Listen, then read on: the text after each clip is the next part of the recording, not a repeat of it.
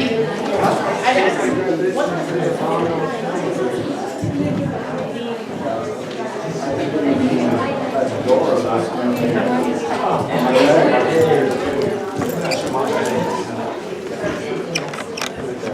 right.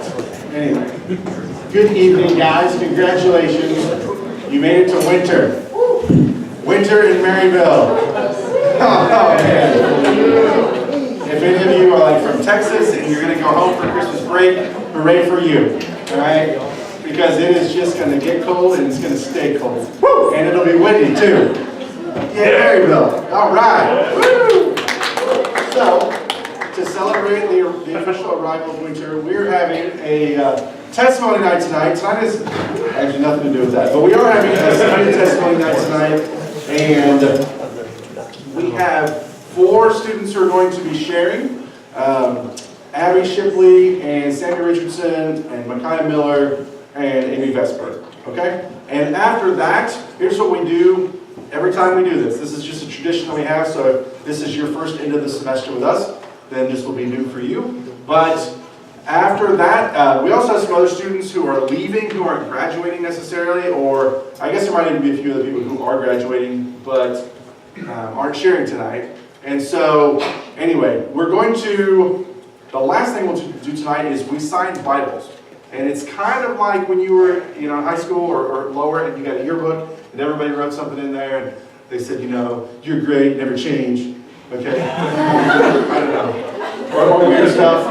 That's not exactly what we're going for. But this Bible is a kind of a parting gift from the BSU to those students who this is their last semester here at Northwest, whether they're student teaching, whether they're transferring, whether they're just taking a break from college. And I know there are some people who are transferring at semester. And so when we're all done, completely done, we will bring out some tables and we'll have Bibles, and they're for them. And so you can write in them, write some encouragement, write prayers, share scripture, whatever you want to do. I know I've heard over and over and again from alums who say that later down the road, when they grab that Bible, when they open it up, when they look at that, it's just super encouraging. It brings back a lot of good memories. It reminds them of what God has done. It certainly reminds them of God's faithfulness. So you guys have that opportunity to bless them as they go to whatever's next. Okay? And before we do that, once our last students share, we'll put all the chairs away like we normally do. And then everybody who's leaving will come in the middle of the room, and we're just going to gather around them and lay hands on them and pray for them. Okay? And Mark will pray first and pray for them. And you can pray for them as a group. You can pray for just one of them, however you want to do that. But we'll just have a season of prayer. And after it's, the long, awkward silence, I will close that time in prayer, and then we'll sign Bibles. Okay? All right. So I'm going to introduce everybody and just give you a brief, short bio. They'll tell you more about themselves. But the first person who's sharing tonight actually isn't here. Abby Shipley was a life group leader last year. She was really involved and has impacted many of you. But she had a class on Thursday night this semester, and she's taking a final right now. So she couldn't even skip one time to come. She wanted to come. And so we recorded Abby's video. We made a video of Abby. So we're going to play that first. Hi, my name's Abby. If you're new to BSU, you probably have absolutely no idea who I am. If you're not new to BSU and you do know me, you probably assume I fell in some hole this past semester, and sometimes it feels like I did. I am from Maryville, and I was really involved with BSU sophomore and junior year, led a life group last year. Really enjoyed it. For most of the BSU experience I had, BSU social life took up 98% of my social life. It was like all I did every evening, hung out with BSU friends. And when Jason asked me to speak, I knew I had a night class. I tried to make it work. It didn't because there was a final. And that was enough for me. Like, okay, I'm out. And those of you who know me know that usually I would never pass up an opportunity to force people to listen to me. But this is a little different because my life is a little real and vulnerable at the moment, and it's not super fun to talk about. So I knew coming into this semester it would be completely different than others because I knew I had a Thursday night class and I had my last semester of classes and a 90-hour practicum, and I knew it would be really busy, 2 jobs. But I assumed I was still on leadership, I was gonna disciple. It was just gonna be a little different, but still tons of BSU stuff. And then on July 1st of this past summer, my dad got diagnosed with esophageal cancer. My dad is the strongest, toughest guy I know, the wisest guy I know. He is indestructible, and I always thought that. And so when my dad gets cancer, just rocked my world. I live at home with my parents, so it just changed every part of every day. In the past 6 months, my dad has lost over 60 pounds, and he's not at all an overweight guy. So my semester has looked like watching him waste away, watching him fight this awful disease. I knew nothing about cancer before my dad got it. I remember calling Mark Langenbeck this summer and being like, Mark, what's cancer? Like, describe cancer to me, because I knew nothing about it, and now I know a little bit too much. He had a tumor in his esophagus, and the plan was to just go through chemo, shrink it down, remove it. 4 days before his esophagectomy that was scheduled for November 7th, we then found a brain tumor and a testicular tumor. So revamped the plan, took those two out. We're going to wait for him to heal and then have the esophagectomy. And then the day before Thanksgiving, I went with my parents for a catch-up with the doctors at KU and found out that the cancer in the brain tumor and the testicular tumor were both the same kind of cancer that was inside the esophagus, which means it's in his blood and spreading throughout his body. But they can't find that on the scans anywhere, so they have no idea where it is. They just know it could be everywhere, which is so rare that esophageal cancer would do that. There's only one published case of it in all the world, so the doctors are at just as much of a loss as we are. So because of that, like, everything about me was different. Miss Social Butterfly that existed in the past 3 years of my college life, yeah, I'm not that. I'm sort of an introvert, which I never thought I would hear myself say. I have about a solid 5 people in my life that know everything, and outside of that, I now like hide from people at Hy-Vee. I saw someone that I super loved last night at Hy-Vee, and I hid behind a fruit display.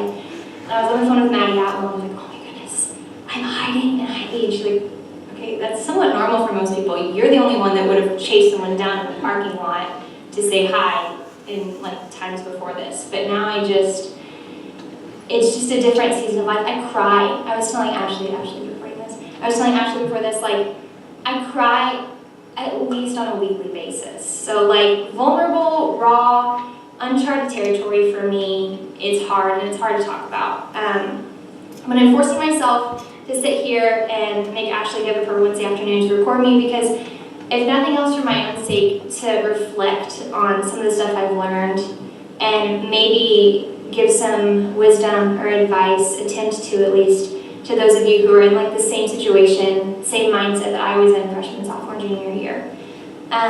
Became a Christian when I was 7, and Christian life was really easy for me. And when I wasn't walking well with the Lord, I really knew how to fake it. I can walk the walk and talk the talk better than just about anybody else, I'd say. But that wasn't even a regular. I really did walk with the Lord closely and have a great relationship with Him. I led a life group that was so much fun for me. Sophomore year, I discipled Maddie Atwell, Riley Elliott, and Megan Yarnell. And if you would have asked me sophomore and junior year if I knew exactly what my life was going to look like, yeah, I would have told you there were some areas I wasn't certain on, but I would have confidently said, like, I knew the plan. I knew probably who I was going to wind up with and the kind of ministry that I was going to have, and I was confident in that. And that's laughable to me now. Like, my life is so different, and I would just go out to let you know, like, you may think that you have it all figured out, and your plans may be good, but that doesn't mean they're God's plans. The only issues that I would have ever really had those years were like boy drama or friend drama, because I lived in my little BSU bubble, and those were big deals. They're not big deals. A lot of my life was really petty, and I would just go out to tell those of you who maybe that's the stage of life you're in those little times, like, soak that in. Like, your life is sort of easy right now, soak it in, but learn to rely on Jesus in those little things, because when the big things come, it's really hard to really lean in on Him used to handling things in your Christianese lingo, but kind of on your own, because that's what I always did. Another thing I would say is community to me, I would have told you in any previous year, looks like a huge group of people, you know, all the people you sit with at Applebee's on Thursday nights. But that doesn't have to be community, because I was never raw, vulnerable Abby in that community. But community now being a good 5 really close friends. I mean, community just takes all sorts of different forms, but take advantage of the community you do have, no matter how it looks. And another takeaway, just the blessings of this semester when I stop and look back at my dad's diagnosis. He was diagnosed at stage 3A, and stage 3B is inoperable. So just, my dad was the one who knew there was something wrong. And he went, and the doctors couldn't find it, and he kept going, because the Lord was in that. The relationships I would always stress about before this year, God brought along a relationship right before my dad got diagnosed that I wouldn't have been able to pick out ever, or orchestrate on myself ever. And just the blessing of that man and the way he respects my parents and my dad and me and points me to Jesus in every circumstance, I could have never planned that out on my own. It's totally God. No matter how that works, I know that looking now at this season, a huge blessing of my professors and my classmates that encourage me and then also ask me about how I'm handling it, which kind of brings me to one of my last points is like 2 Timothy 4:2 says, be prepared in and out of season. And before this, I would have never been able to tell you what an out of season time looks like. But now I know, like this I can easily use as a cop-out, like, oh, don't call me, my dad's sick, like I've got enough on my plate right now. But that in no way means that I should not be ready at all times to give an answer. And I have to, and it's hard for me right now when people say like, well, how are you handling it? I mean, I'm handling it because I have faith that God has good in store, no matter if that means taking my dad or not taking my dad, which is really hard to say. And it's really hard to know that I don't know tomorrow. Miss Planner, I have to know what's going on. I have no idea what tomorrow is, or God's plan in any of this, but I know today, and I know that I could have always told you, and I'm sure you could say that God has the best plan for those in store for, like God has the best in store for those who love Him. I know that today, and I know that that may not look like how I think it should look, but He does have the best plan for me, and so I just have to focus on today and the blessings of today, and tomorrow's going to come, and I have to have faith that tomorrow God's going to have good in store for me then, and His plan is always, always, always good, and that's really hard to remember sometimes. So yeah, I think that was super scatterbrained, but hopefully that helps some of you, and thank you.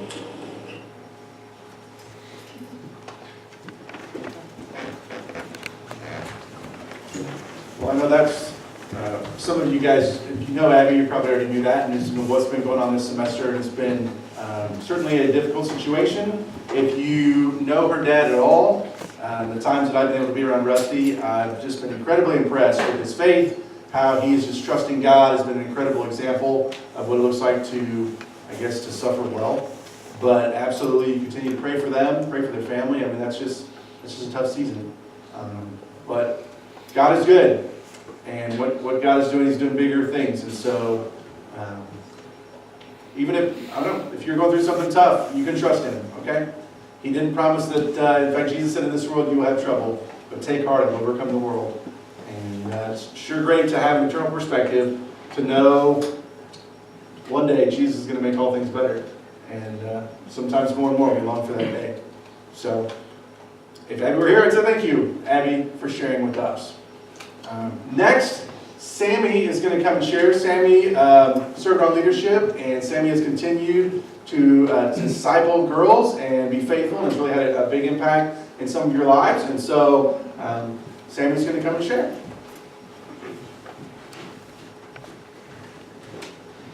Hey guys, my name is Sammy Richardson. Just so you know, I'm very nervous, and speaking in front of people is not my forte. But I knew that, and I knew that I had a lot that I wanted to say, and I wanted to remember all of that. So I wrote it down, and I'm going to read it, and I know that's super lame, but Michael, my husband, has convinced me that there's a man named Jonathan Edwards who wrote sermons on papers and would read them in a monotone voice and for like 3 hours and people would get saved. So that was just encouraging that's just encouraging that the Spirit can work through whoever He wants to work through. And so I just pray that you would hear God. So yeah, sorry. There we go. To begin with, I want to prep you by explaining that though this may sound like my story, it's not.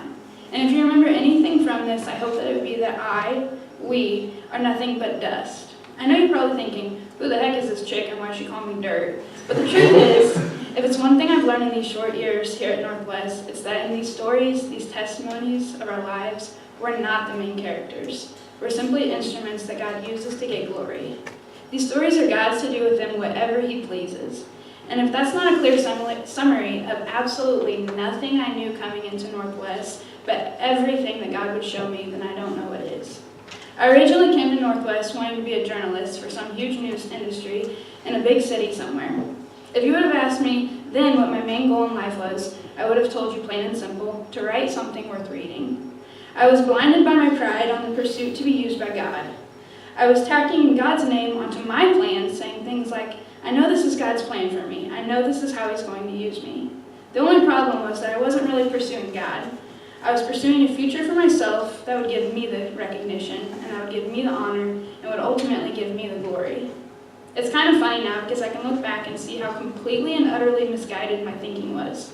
Since my freshman year, there have been a few crucial characters in my story who have come along at just the right time to either take me under their wing and point me back to the gospel, or show through their actions and ways what it means to truly follow God. My freshman year, a girl named Hannah Jurgensen pretty much forced me to join her life group the very first time I seen her at the BSU. But man, I'm so glad that she did. We dug deeper into the scriptures and challenged each other. At that time, I was learning a lot and I was pursuing God, but my understanding of the gospel was still so off. It wasn't until I met my husband, Michael, who's now my husband, that God started to chip away at any false understandings and beliefs that I had. You know what they say about the Brattle Student Union.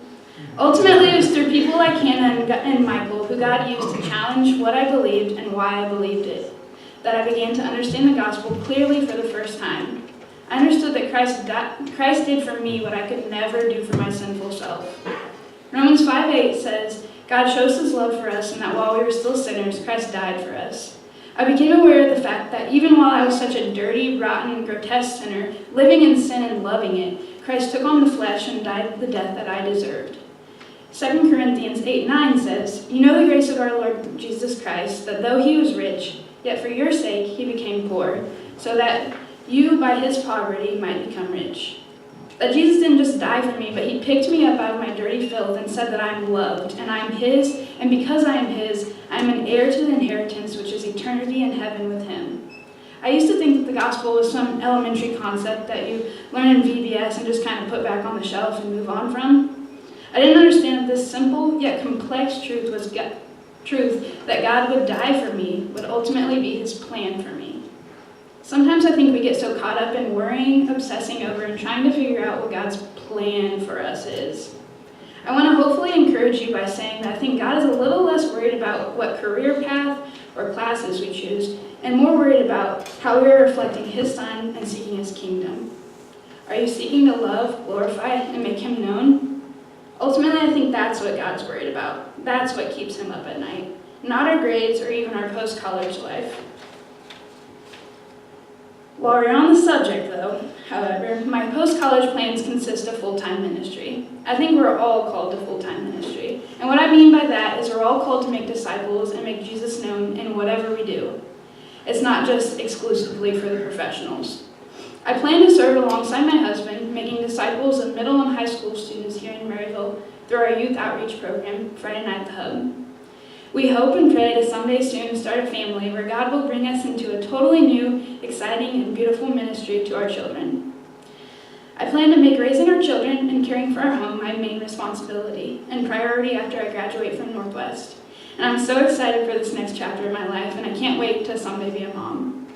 I want to leave you with the biggest thing that God has taught me over the last 4 years. Don't seek to be heard. Seek to simply be His in everything you do. Thanks.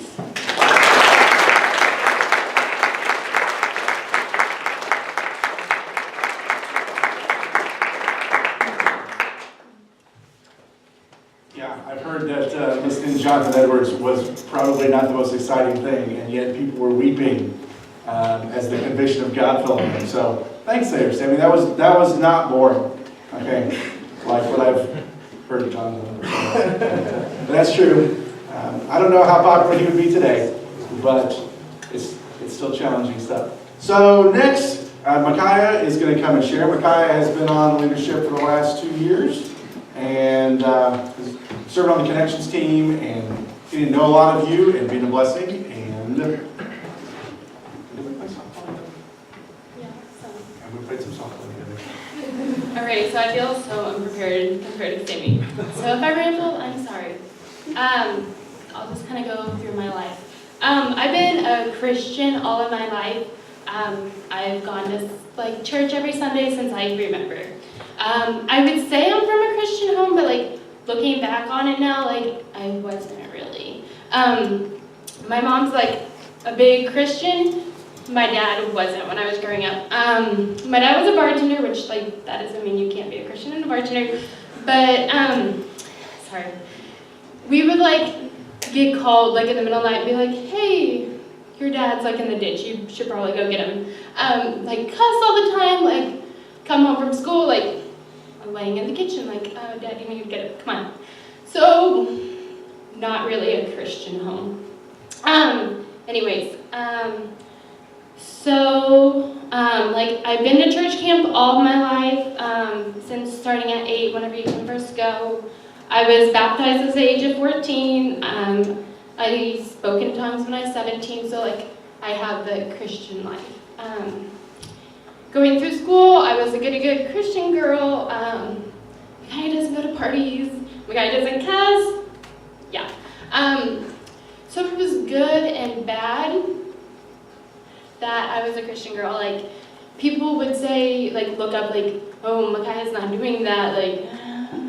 So it was I felt there was pressure on me to be the good girl all the time. Also, I was one of the popular kids. I don't know, I was captain cheerleader, captain basketball, so it was also that pressure too, they think the popular kids, they don't know Jesus. It was trying to be I'm a role model as in athletics, but also sharing God's love while doing it. So that was always tough on me to find that middle ground of how can I relate to you guys when you just want to go get drunk after a game, but still being a friend and being God's daughter. And also, I didn't have feelings in high school.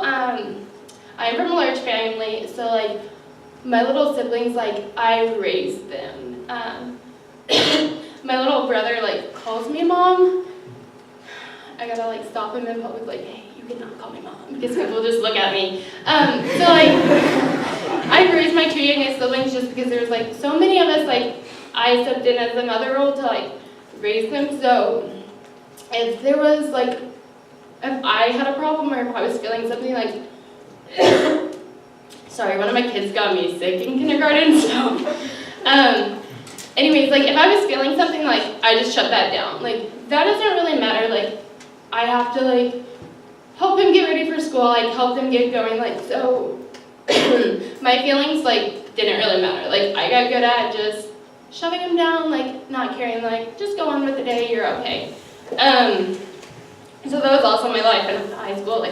I didn't talk to my, I talked to my parents, but not those deep conversations you would have with your parents, how are you? Oh, good. Okay, good. I don't know. So coming into college, I thought I had my life planned out, totally planned out. God's funny. I knew how I was marrying, I knew when I was getting married, knew when I was having kids. I'm glad God opened my eyes. So freshman year I came into college. I wanted to still be in a life group, or not a life group, sorry, like a youth group, because through high school, I was one of our head student life group leader. I helped every Wednesday get it set up, get everything going. So I wanted to continue that on into college. I didn't know where, what campus ministry I wanted to go to. I was like, the BSU is for Baptists. I'm not a Baptist.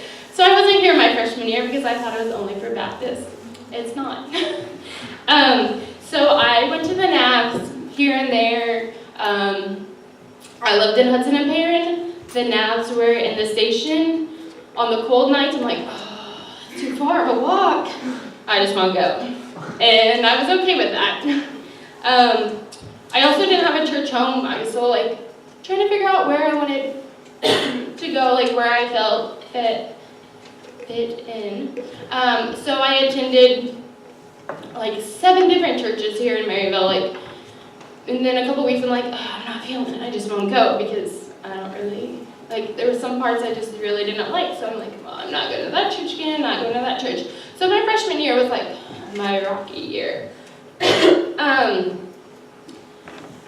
sophomore year, I came to the BSU. Thanks. Okay, so between my freshman and sophomore year, sorry guys, I'm kind of struggling. I broke up, well, me and the guy, and bad news. So I started my sophomore year, it was rough. So I was like, I need something new. So I was like, I'm going to find a campus ministry that I can go to and try to be involved in. And then so I came to the BSU, and the first day I came in, this red-headed girl is running towards me. I'm like, welcome to the BSU. I'm like, oh. I was getting it off. I was like, oh my gosh. She's like, you have to be on the picture wall. And I'm like, no, it's okay, next week. No, tonight. Which I'm glad. I don't know if you ever know this, but I don't remember. I was like, okay, so if I'm on the picture wall, then that means I kind of have to come. Or there'd be at the end, you're like, oh, who's that girl up there? So I was like, okay. And I enjoyed the first night. I loved it. So I was like, okay, I really enjoy this.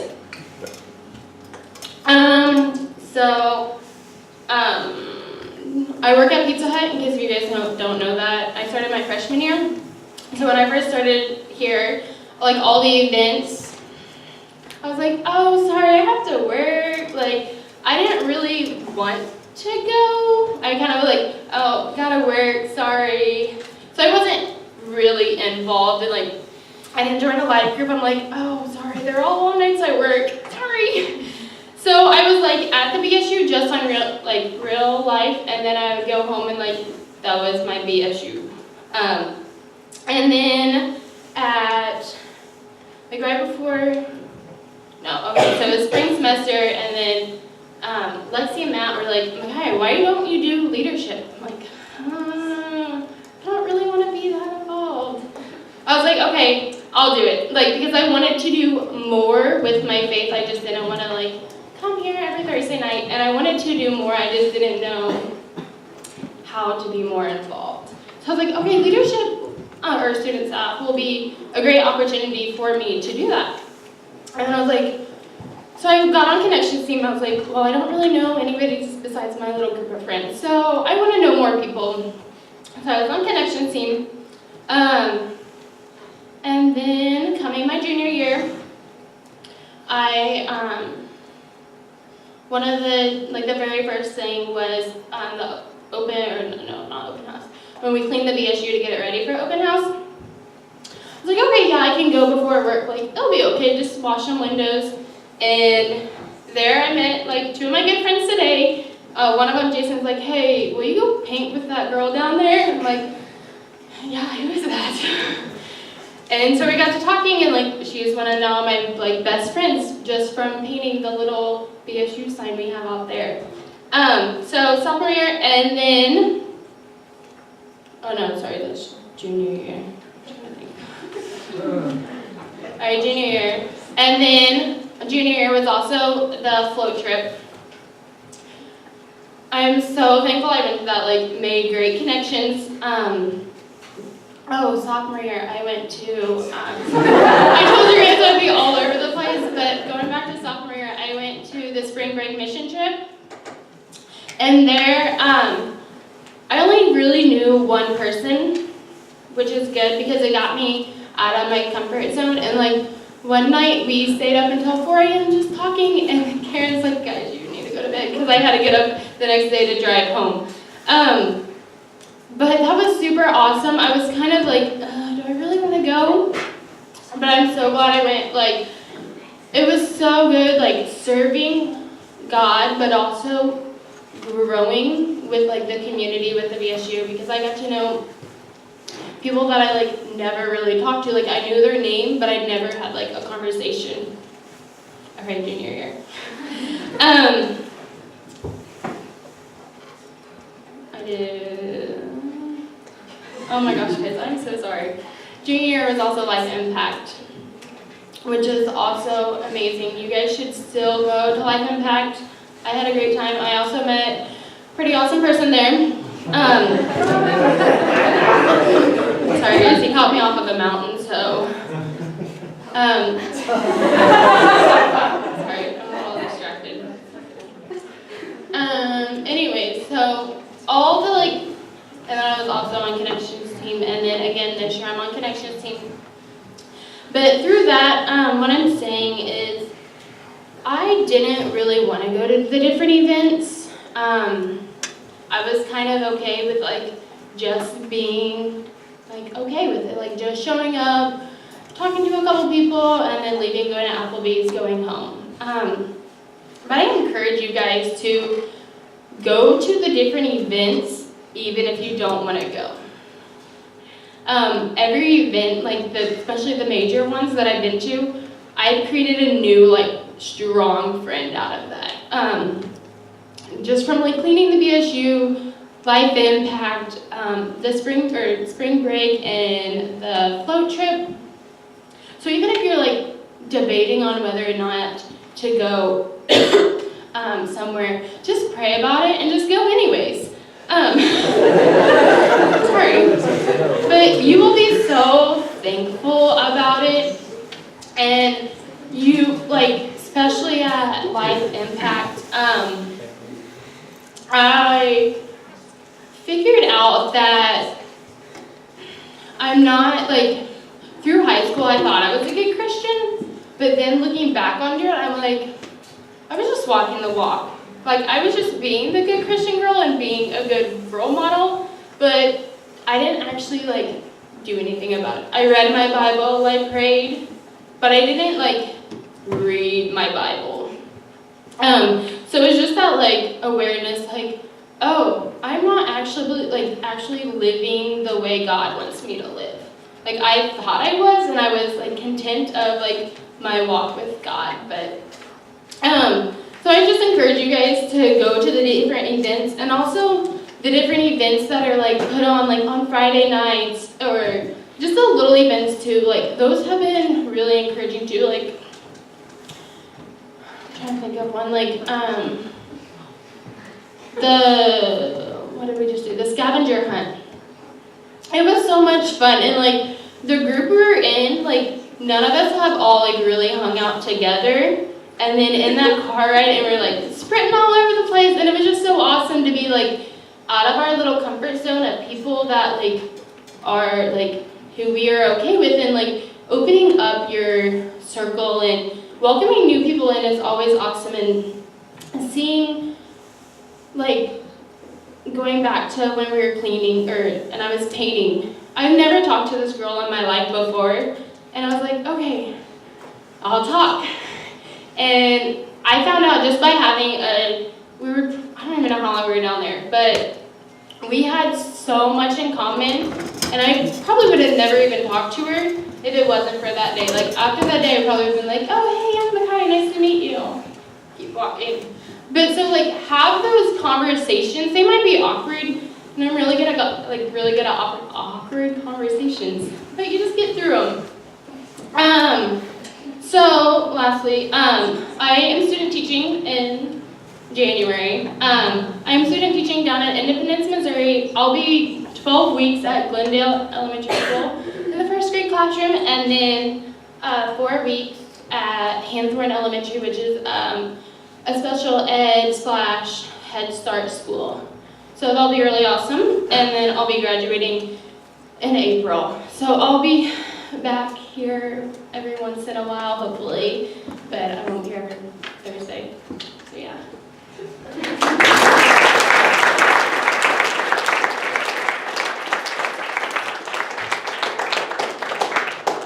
For the record, I didn't say, go help that girl. I didn't know her name, it was Taylor McCartney, so I said, can you go help Taylor? We need to clear that up. I don't know, I thought I heard something about a mountaintop experience with Jacob. It sounds pretty exciting. Who knows what's going to happen to Life Impact? So, I mean, I guess they call it that for a reason.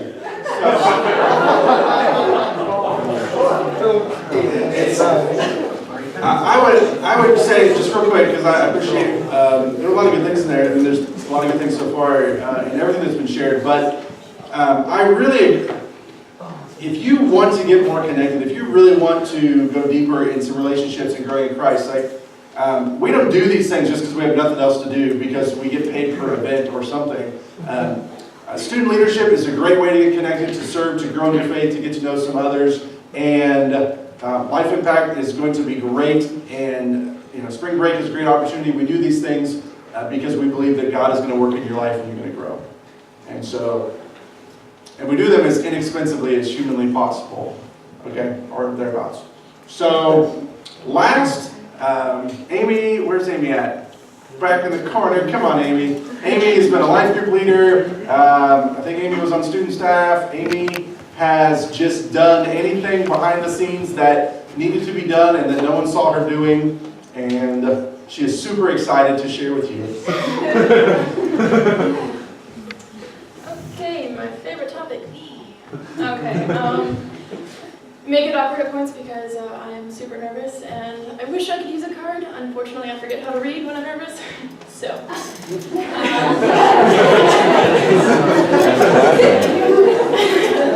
okay, so just safe start from the beginning. I did not have a Christian background whatsoever. My parents actually believed that God was a burden. Both of them were forced to go to church when they were children, but they didn't feel the need to do that when they had us. So I had no exposure. I did have a best friend who was from a Christian family who tried as hard as she could to get me involved, but I was too scared. It wasn't until I came to college that I met my best friend's sister who came here, who some of you know as Becca Piercy. Hard to avoid her. But I was in HP, and BSU had been doing some events that week, and one of them was volleyball behind HP, so I figured, why not go when it's just a walk down the stairs outside? So there I got to see a bunch of crazy, competitive people. One of them, Reese. He is not only a great competitor, but he is on fire for Jesus, and that just inspired me. And Becca and her friend Katie Taylor, who was my life group leader, they all encouraged me to come to the rest of the BSU events, but also Thursday night was a barbecue, I think it was, and then Real Life, which Real Life was my first real exposure to the Word, and it was just so impactful. It was like it was designed for me, which seems to happen every single time I come. It's always applicable, and I always leave like, yes, I need to do this. I need to apply this to my life. And so I decided to come, get more and more involved. Mainly the big thing that happened was my freshman year we went to a thing called Getaway, which was in Tantera, something like that. But that was the for sure moment that it was just the breakout sessions, the overall talking, the talking with the people that I went and the fun that I had, decided that I wanted to dedicate my life to Christ, which was a pretty huge step. But so when I came back, I looked around the BSU and I thought, how could I help? And I think the student staff at that time had maybe like 3 people on a good night, but they were struggling. It just seemed like my area. I love to help, I love to clean, I just love serving. But so that was, I stopped and talked to Reese because Reese was in charge of that. So then he played 20 questions with me, and that was fun. Starting with, what does the gospel mean to you? And I was like, I have no idea. But I was gonna learn. And so then I got involved in student staff. I really enjoyed that. And we started, like I said, we started with a very few amount of people. And then Reese left, and then Matt and Lexi came in. Man, did student staff really grow up after that. It went from like 7 to 50, so it got quite crowded. But it was the best experience. I'm very introverted. I convinced myself not to go to events. Who knows, we might have fun. But I stayed inside anyways, and but the few times that I did get out, I got to know a bunch of people.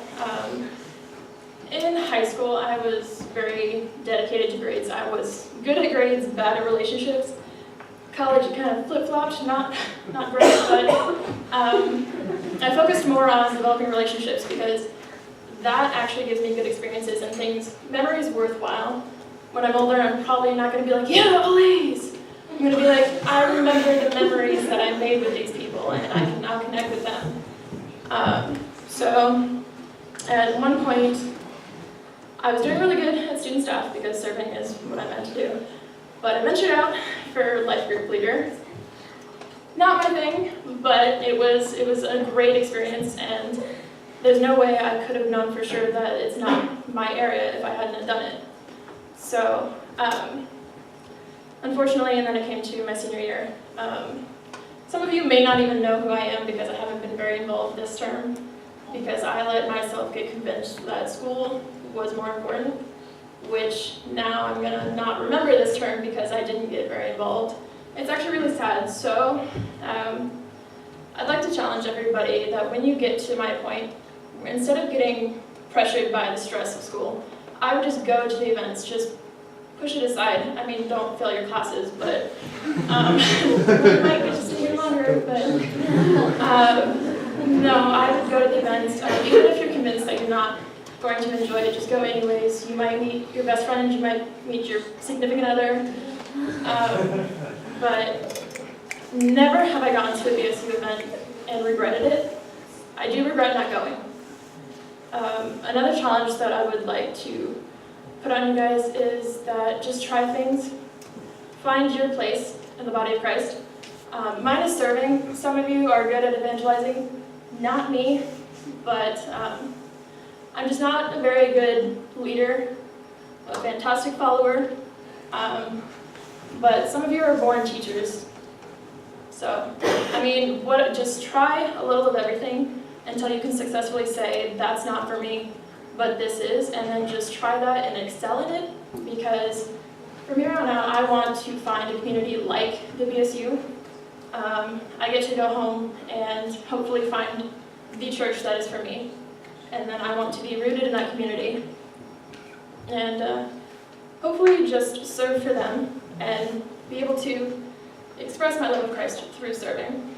So, any of you who went to 27, this last one where the theme was community, it was the best thing for me at this point in my life because I'm switching from this community and I have to go home and find a whole new community. And now I know what the proper community looks like. So, if you don't have a community already, I encourage you to go find one. Now, my future plans, yay. I don't know.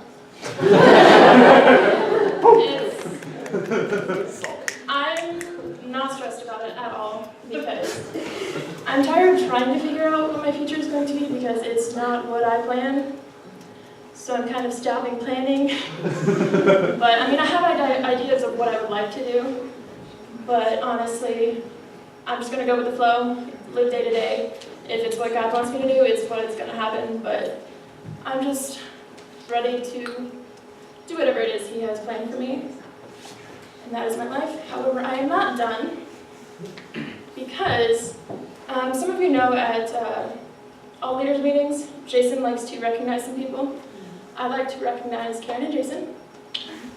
I got little gifts for each of you. However, Karen's life happened. Yours is not here tonight, but I'll get to you as soon as I can. It was my attempt at string art. It looks well, it's just it did not make it well. But what it looks like when you get it is a heart within a cross. Just because when I look at you, I see your big heart and your love of Christ. And I love how you're so relatable. You're not afraid to share your experiences, or when you're struggling, you're just like, hey, life happened. Like 27. But I don't know, that really has done something for me in the 3.5 years that I've been here. Both of you have had such a huge impact. And I look at that and I think of you because of your heart. But not only that, I want you to be able to look at it in the times of struggle and know that you should trust in Him with all your heart. So, yours is here. It took a while. And it was very frustrating. So I hear this little thing that you like Star Wars, just possibly, and that you might enjoy Boba Fett. So I made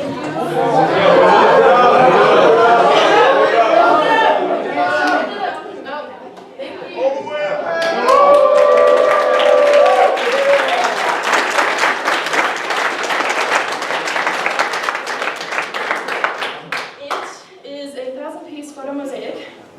Very difficult. Each piece has scenes from the movie. This is why it's a hassle. But I picked it because not only is it something that you like, but to me, I think it represents what you do. Each person that walks through this door is like an individual piece. They have their whole life. It's to them, it's their only life. But you see a bigger picture. And we come in not knowing where we're going, what we're doing, or some of us don't even know Christ. And you just help us, piece by piece, see the bigger picture.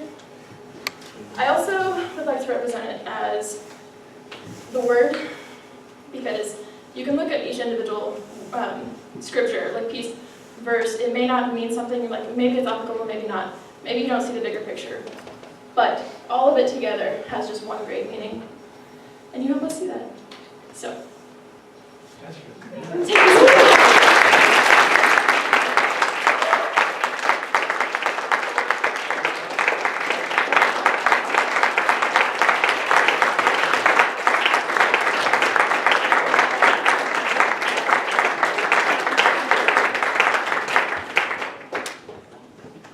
Wow! I do have a photo of Boba Fett on my wall, and if you want to get your photo taken, I also have a cardboard cutout of Boba Fett in my office as well. So, and this is on my keychain, but I don't have my keys. So, I guess I'm a fan. That's really cool. Thank you, Amy. I wanted to...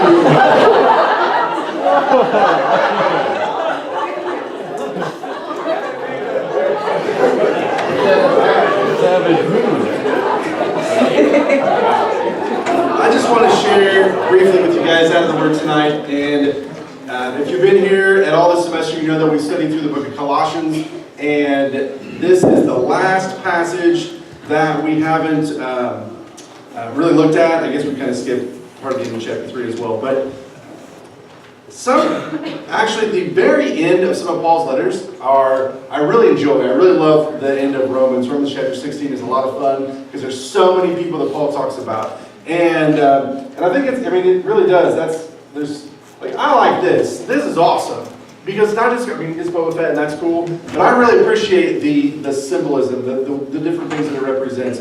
I think that's really cool. And the fact that it's all these pieces coming together, because that's something that I see in the New Testament. I see all these different people bringing their individual contributions and working together for the cause of Christ.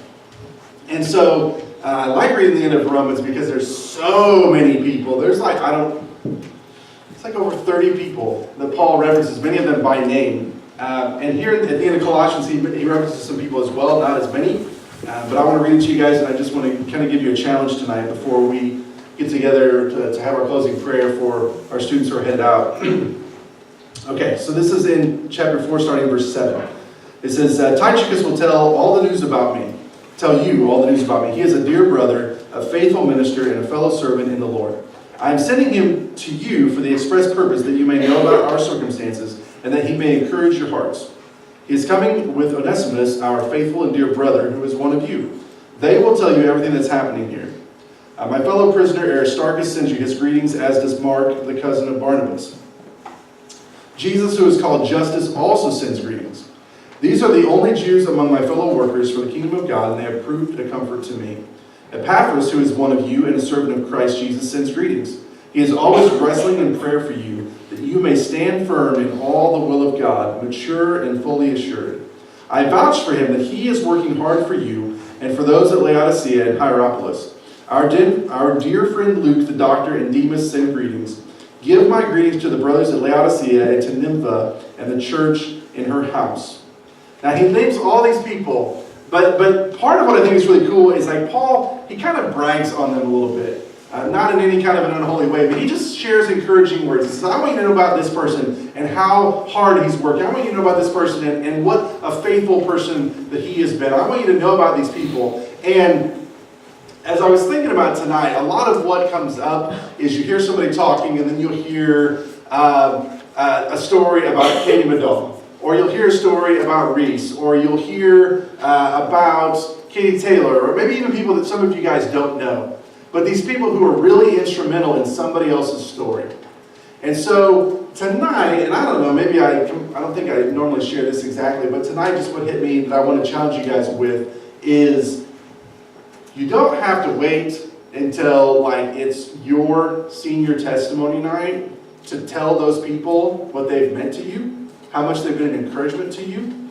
And I'm sure there are people who are sitting around you right now who have had a great impact on you spiritually, who've been an encouragement to you, helped you this semester. And so I'm challenging you to go out of your way and encourage them, to tell them, because I don't care if you do that every day.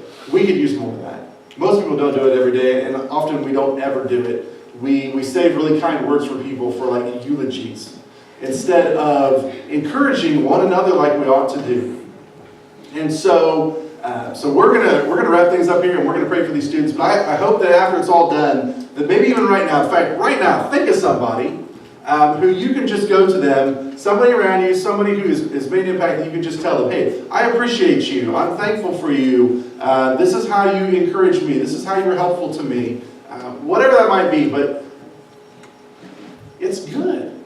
It's just what we ought to do. Let's build one another. There's so much negative. There's so many things that are difficult. There's so many things that drag us down. And we, even sometimes those things are us. Sometimes we, that's part of being brothers and sisters in a family. Sometimes family's rough. Sometimes we don't treat each other like we ought to. But we forgive, we repent, we reconcile, okay? But just be an encouragement to one another tonight, okay? So here's what we're going to do. We're going to put all the chairs away, and then those of you who, this is it, you're heading out. I know Justin's transferring. I don't know if I saw Michaela. If Michaela's here, I know she's transferring. A few other people are heading out. Anyway, and the people who spoke, you guys are all going to stand up here, just back there underneath that middle ceiling fan. The rest of us are going to gather around you and pray. And if you need to go, you can go. That's fine. But we're going to pray for them.